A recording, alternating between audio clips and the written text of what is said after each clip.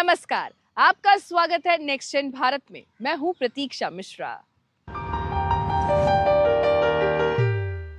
क्या आप कभी जंगल सफारी पर गए हैं और बिना कोई जानवर देखे ही वापस लौट आए हैं? ऐसा अक्सर होता है, लेकिन गुजरात का गिर नेशनल पार्क इस अनुभव को बदल देता है, जहां एशियाई शेरों को देखने की संभावना काफी ज्यादा होती है और साथ ही कई दूसरे वन्यजीव भी नजर आते हैं। तो कैसे गिर आज एक खास सफारी डेस्टिनेशन बन चुका है और यहाँ शेरों के संरक्षण के साथ पूरे इकोसिस्टम का ध्यान रखा जा रहा है, आइए देखते हैं।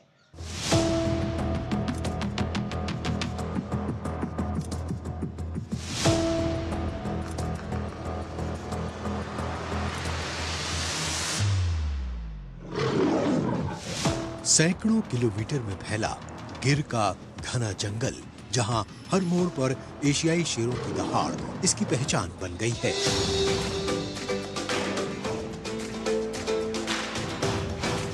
मैं इस वक्त हूं गुजरात के गिर नेशनल पार्क में, जो एशियाई शेरों का एकमात्र प्राकृतिक आवास है। आप मेरे पीछे देख सकते हैं सफारी के लिए निकलते पर्यटक, जो न सिर्फ वन्य जीवन को पास से देखेंगे बल्कि वन संरक्षण की सफल कहानी को भी समझेंगे। गिर राष्ट्रीय उद्यान एशिया का एकमात्र ऐसा स्थान है जहां एशियाई शेर पाए जाते हैं और अपनी समृद्ध जैव विविधता के कारण ये एक महत्वपूर्ण संरक्षित क्षेत्र है।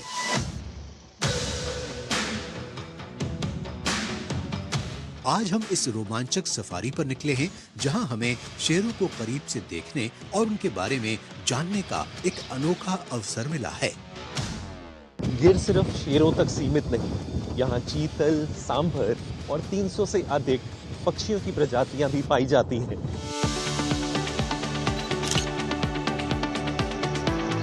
पर्यटकों के लिए शेरों को इतने करीब से देखना एक जीवन भर का अनुभव होता है, जो शायद किसी और जंगल सफारी में बहुत कम ही मिल पाता है। हम 4 शेरनी और 2 शेरनी और 4 कब्स को साइट कर कर आए अभी, and we now going for the Asiatic lion, the बब्बर शेर। पूरे एशिया में, like he told, this is the only lion sanctuary, so we are really excited.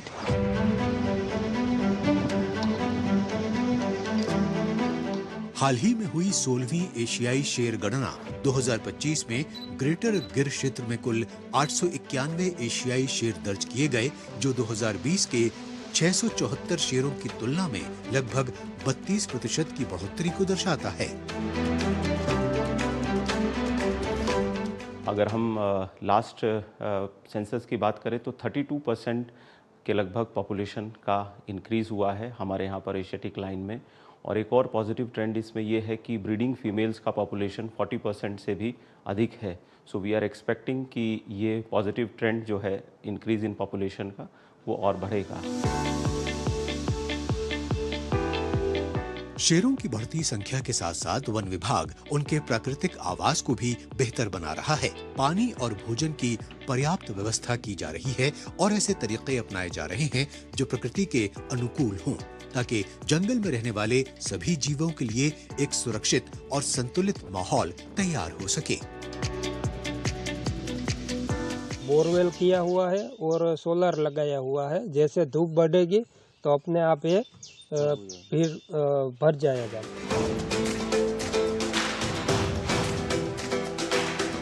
गिर राष्ट्रीय उद्यान में एशियाई शेरों के साथ साथ तेंदुआ, लकड़बग्घा, सियार, हिरण, चिंकारा, मगरमच्छ और 300 से अधिक पक्षी प्रजातियां पाई जाती हैं।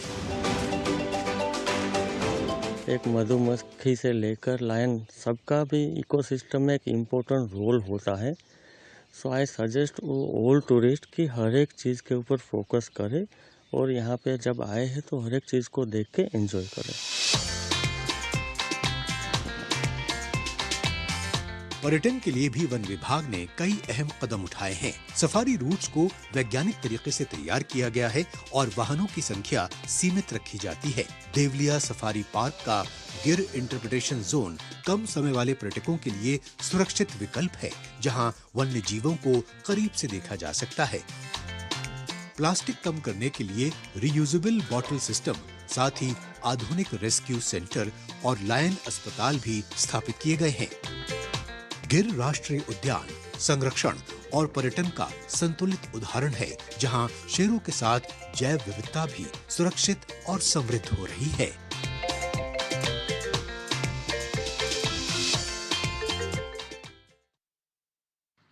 कहते हैं उम्र सिर्फ एक संख्या होती है और हौसला हो तो कोई भी मुकाम दूर नहीं होता। बिहार के मुजफ्फरपुर से निकली एक ऐसी ही कहानी, जहां एक महिला ने अपने जज्बे से न सिर्फ अपनी जिंदगी बदली बल्कि सैकड़ों महिलाओं के लिए राह भी बना दी। ये कहानी है किसान चाची की, जिनका अचार आज सिर्फ स्वाद नहीं बल्कि एक पहचान बन चुका है।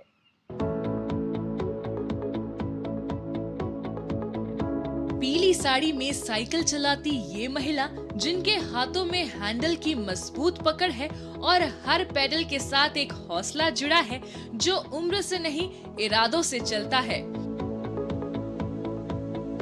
कभी साइकिल चाची और आज पूरे देश में किसान चाची के नाम से जानी जाती हैं। बिहार के मुजफ्फरपुर में रहने वाली राजकुमारी देवी, जिसे प्यार से किसान चाची भी कहते हैं, उनकी कहानी सिर्फ अचार तक नहीं बल्कि संघर्ष से सम्मान तक की है। 75 साल की उम्र में जब लोग रुकने की सोचते हैं, तब राजकुमारी देवी यानी किसान चाची आज एक सफल किसान और एंटरप्रेन्योर बन चुकी हैं। आम, आंवला, नींबू और मुरब्बे जैसे कई तरह के अचार जो अब सिर्फ गांव तक सीमित नहीं बल्कि बड़े शहरों और मॉल्स तक पहुंच चुके हैं। एक छोटा सा आइडिया आज महिला और किसानों के लिए एक सफल मॉडल बन चुका है। इसी सोच और योगदान के लिए उन्हें 2019 में पद्मश्री से सम्मानित भी किया गया। जो खेत में पैदावार होता है उसको प्रोसेसिंग का काम करे तो उसका दाम हम लगाएंगे। धान गेहूं होता है तो सरकार दाम लगाता है, लेकिन उसी चीज को हम प्रोसेसिंग कर देंगे तो उसका दाम वैल्यू एडिशन बढ़ जाएगा और उसका दाम हम लगाएंगे। इसलिए हम अचार का काम किए। यहाँ सिर्फ अचार नहीं बनता, आत्मनिर्भरता गढ़ी जाती है। किसान चाची से जुड़ी स्वयं सहायता समूह की युवा महिलाएं अब सीख रही हैं कि कैसे एक छोटा सा हुनर रोजगार में बदला जा सकता है। यानी कि मीरा शर्मा जो कभी सीखने आई थी, अब अपना कारोबार शुरू कर आत्मनिर्भर बनने को तैयार है।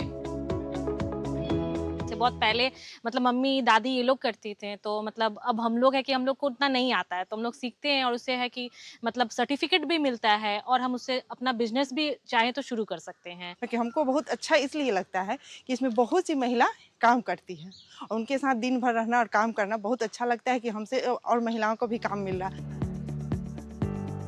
ये कहानी सिर्फ अचार की नहीं बदलाव की है, जहां एक महिला का हौसला सैकड़ों जिंदगियों को दिशा दे रहा है। किसान चाची ने ये साबित कर दिया कि अगर इरादे मजबूत हो तो छोटे गांवों से भी बड़े सपने पूरे किए जा सकते हैं।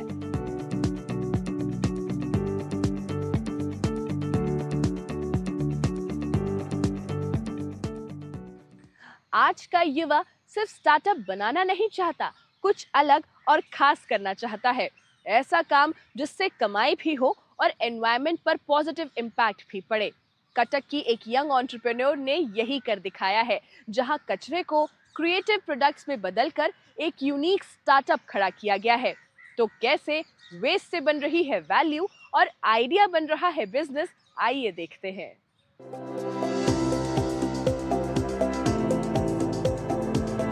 क्या आपने कभी सोचा है कि हम जिन चीजों को अक्सर बेकार समझकर कचरे में फेंक देते हैं, उनका भी एक नया जीवन हो सकता है? कटक की एक युवा महिला इसी कचरे को नया जीवन देकर बना रही हैं कलाकृतियां।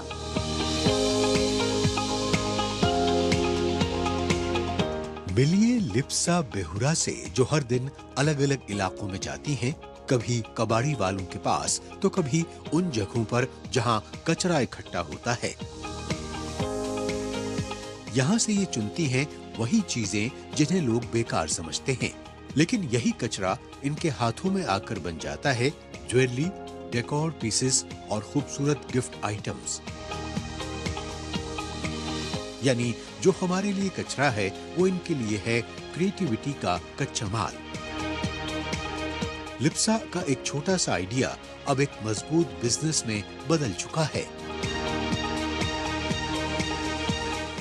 वेस्ट बॉटल हो गया या कुछ भी मुझे मिलता था उस पर मैं पेंट करती थी। तब से कोई आइडिया बिजनेस का नहीं था, it was more like a hobby. So I started a page, और तो इंस्टाग्राम पेज में लिख के बियॉन्ड वेस्ट का नाम देख के I used to just post it. तो मुझे ऐसा लगता था कि maybe this will be my memories. So I never thought कि this can be a business back then. ये सिर्फ आर्ट नहीं बल्कि सोच बदलने की कोशिश है। यहाँ बनाया गया हर प्रोडक्ट रीयूज और क्रिएटिविटी की एक नई कहानी कहता है।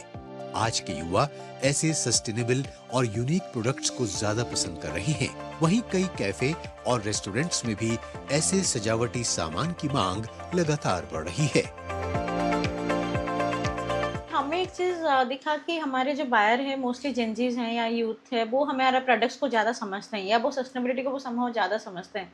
तो फिर हमें वो चीज़ एक गैप दिखा कि मे बी जो यूनिवर्सिटीज़ हैं, कॉलेज हैं, उनके आसपास जो कैफ़ेज रेस्टोरेंट्स हैं उनके हम लोग अगर टाइप करते हैं तो हमारा प्रोडक्ट हमारे बायर के पास पहुंच जाएगा, जो या हमारे जो टारगेट ऑडियंस है उनके पास पहुंच पाएगा।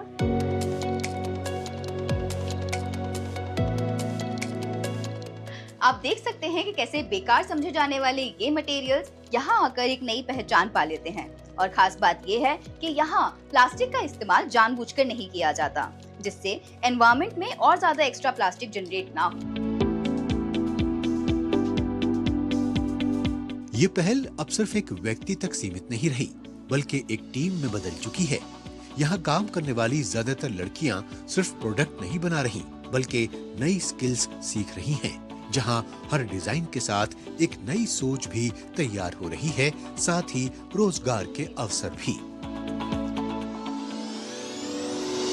जैसे कि वेस्ट बोटल्स हो गया, ड्रिंक बोटल्स हो गया, उसमें पेंटिंग करते हैं और लैम्प्स बनाते हैं और टेराकोटा इयररिंग्स बनाते हैं। तो बहुत कुछ बनाते हैं और बहुत कुछ सीखने को भी मिलता है इससे। लिप्सा की इस पहल को कई अवार्ड्स और मंचों पर सराहना मिल चुकी है, लेकिन ये कहानी सिर्फ सम्मान की नहीं, एक बदलती सोच की है। जहां आज का युवा सिर्फ आगे बढ़ने की नहीं सोच रहा, बल्कि उन चुनौतियों के लिए भी तैयार है जो हमारे भविष्य से जुड़ी हैं। जहां स्टार्टअप भी बन रहा है और पर्यावरण का ख्याल भी रखा जा रहा है।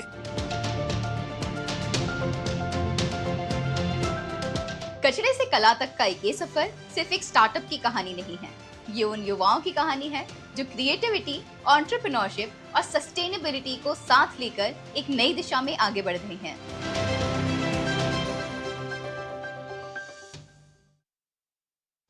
अब बात करते हैं चेस यानी शतरंज की, एक ऐसे खेल की जिसमें भारत के युवा खिलाड़ी दुनिया भर में अपनी खास पहचान बना रहे हैं। विश्व चैंपियन से लेकर ग्रैंड मास्टर्स तक भारतीय खिलाड़ियों की सफलता ने लाखों युवाओं को इस खेल की ओर आकर्षित किया है, खासकर चेन्नई, जो आज भारत की चेस कैपिटल के रूप में जाना जाता है। आइए देखते हैं कैसे शतरंज युवाओं का नया जुनून बनता जा रहा है।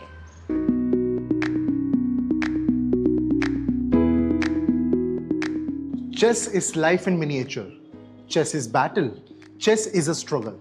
विश्वनाथन आनंद का ये मशहूर कथन आज भारत के हजारों युवा खिलाड़ियों की कहानी बयां करता है, क्योंकि चेस अब सिर्फ एक गेम नहीं बल्कि एक ऐसा खेल बन चुका है, एक ऐसी सोच बन चुका है जो भारत के हजारों युवाओं को बड़े से बड़े मंच तक पहुंचा रहा है।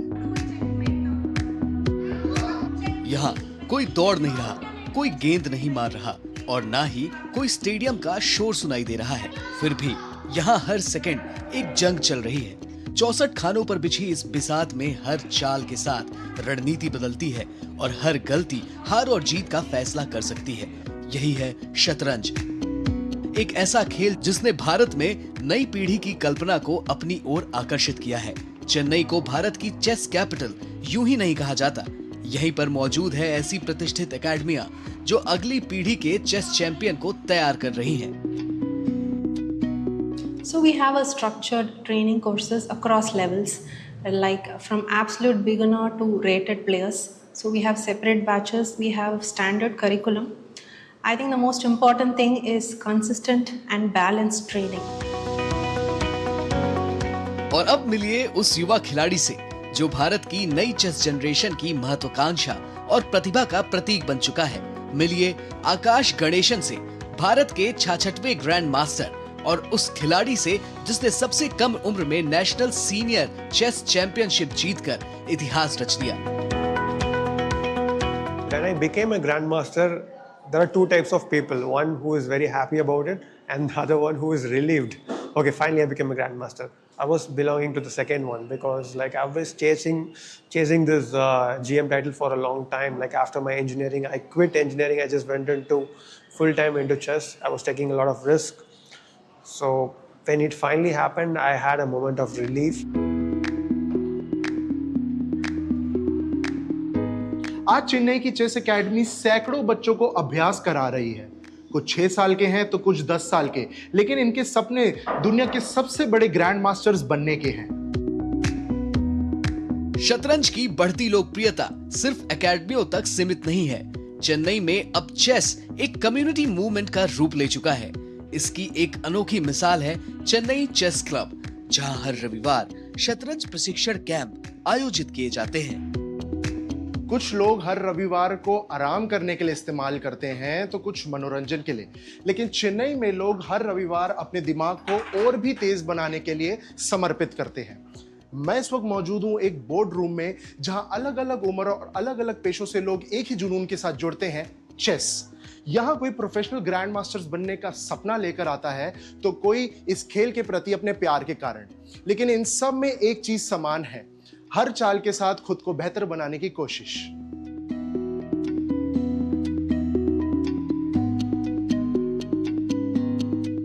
We wanted to bring in all age groups, all skill level, women of even 60 plus who wanted to play chess. This is when we started Chennai Chess Club. So chess is for all. Chess is for everyone. So let them all come in, have fun. So that is when we started the Sunday meetups. This is a very shorter format for any working parent to actually bring the kid, so that the kid actually gets motivated to play at a very, very different level. This is how Pragnananda played, this is how Gugesh played.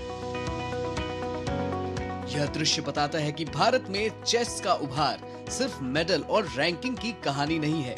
यह एक बदलती मानसिकता की कहानी है, जहां युवा ही नहीं बल्कि हर उम्र के लोग चेस को एक ऐसे माध्यम के रूप में अपना रहे हैं जो मनोरंजन के साथ साथ मानसिक विकास का अवसर भी देता है।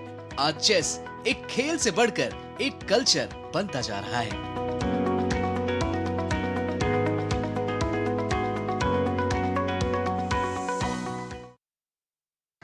गांवों में बदलाव की तस्वीर अब पहले जैसी नहीं रही। आज नई तकनीक और सौर ऊर्जा भी गांव के लोगों की जिंदगी में नए अवसर लेकर आ रही है। कहीं महिलाएं सोलर इंजीनियर बनकर रोशनी की नई किरण बन रही हैं, तो कहीं किसान अपनी जमीन से फसल के साथ बिजली बना रहे हैं। आइए देखते हैं कैसे सोलर ऊर्जा गांवों में विकास और आत्मनिर्भरता की नई रोशनी फैला रही है। आज हम आपको राजस्थान में स्थित अजमेर जिले के एक छोटे से गांव तिलोनिया में ले चलते हैं, जहां पर महिलाएं सिर्फ घर परिवार नहीं संभाल रही बल्कि पूरे गांव में बिजली भी दे रही हैं। तिलोनिया की ये सोलर ममाज विमेन एम्पावरमेंट की एक नई पहचान बन चुकी है।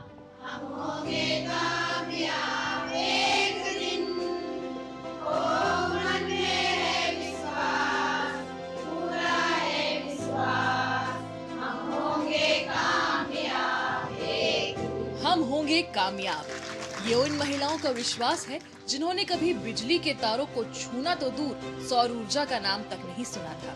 लेकिन आज यही महिलाएं सोलर पैनल जोड़ रही हैं, बैटरियां तैयार कर रही हैं और अपने गांव तक रोशनी पहुंचा रही हैं। यहाँ न बड़ी डिग्रियों की जरूरत है और न ही तकनीकी शिक्षा की जरूरत है, तो सिर्फ सीखने की इच्छा और कुछ नया करने के हौसले की। कुछ ही महीनों की ट्रेनिंग में महिलाएं सोलर सिस्टम बनाना, सर्किट तैयार करना और उनकी मरम्मत करना सीख जाती हैं। खास बात ये है कि यहाँ सिर्फ इस गांव की ही नहीं बल्कि देश के कई राज्यों और विदेशों से भी महिलाएं प्रशिक्षण लेने आती हैं। आज यहाँ प्रशिक्षण दे रही लीला देवी भी कभी यहाँ सीखने आई थी और अब वो खुद देश विदेश की महिलाओं को सोलर इंजीनियर बनने की ट्रेनिंग दे रही हैं। पहले मैंने 6 महीना यहाँ ट्रेनिंग लिया और ट्रेनिंग लेके अभी मैं मास्टर ट्रेनर हूँ। तो मैं 2000 यहाँ देश और विदेशी महिलाओं को हमने ट्रेनिंग दिया। तो 96 कंट्री तो बाहर की थी और अपने 13 राज्य की महिलाओं को, यहाँ भी महिलाओं को हमने ट्रेनिंग दिया। तो हम सोलर लालटेन 3 तरह के सर्किट बनाते हैं, एक तो लालटेन का, एक लैम्प का और एक चार्ज कंट्रोलर। यहाँ किताबों से ज्यादा सीखने पर जोर दिया जाता है। रंगों, संकेतों और व्यवहारिक प्रशिक्षण की मदद से महिलाएं सोलर तकनीक की बारीकियां सीखती हैं। कुछ ही महीनों में वो सोलर पैनल जोड़ना, बैटरी और सर्किट तैयार करना, रिचार्जेबल LED लालटेन बनाना, मोबाइल चार्जर असेंबल करना और खराब सोलर सिस्टम की मरम्मत करना सीख जाती हैं। यानी बिना किसी इंजीनियरिंग डिग्री के ये महिलाएं अपने गांव की सोलर मैकेनिक और ऊर्जा विशेषज्ञ बन जाती हैं। हम जब नहीं आए थे ना, तब कुछ भी नहीं जानते थे लाइट के बारे में कि क्या होता है, कैसे होता है, सोलर पैनल क्या होता है, सूर्य ऊर्जा और कैसे लगाते हैं, कैसे कनेक्शन होते हैं, बैटरी इन्वर्टर के बारे में कुछ नहीं जानते थे। यहाँ आके हमने देखा और सीखा। तिलोनिया की ये सोलर ममाज दिखाती हैं कि सौर ऊर्जा कैसे जिंदगियों में रोशनी ला सकती है। लेकिन सोलर क्रांति अब सिर्फ घरों तक सीमित नहीं है, अब इसकी चमक खेतों में भी दिखाई दे रही है। राजस्थान के कई गांवों में किसान सौर ऊर्जा को सिर्फ बिजली के स्रोत के रूप में नहीं, बल्कि अतिरिक्त आय के साधन के रूप में भी अपना रहे हैं। जहां कभी जमीन सिर्फ फसल उगाती थी, वहीं अब वही जमीन बिजली भी पैदा कर रही है। ये कोई बड़ी कंपनी का लगा सोलर प्लांट नहीं, बल्कि राजस्थान के एक छोटे से गांव कुंदपुरा के एक किसान की जमीन पर लगा हुआ सोलर प्लांट है। PM कुसुम योजना के तहत अब ये गांव सिर्फ खेती नहीं, बल्कि बिजली की पैदा भी कर रहा है। दरअसल PM कुसुम योजना के तहत किसान अपनी बंजर या कम उपयोग वाली जमीन पर सोलर प्लांट लगा सकते हैं। इससे बनने वाली बिजली सरकारी कंपनियां खरीदती हैं, जिससे किसानों के लिए आय का एक नया स्रोत तैयार हो रहा है।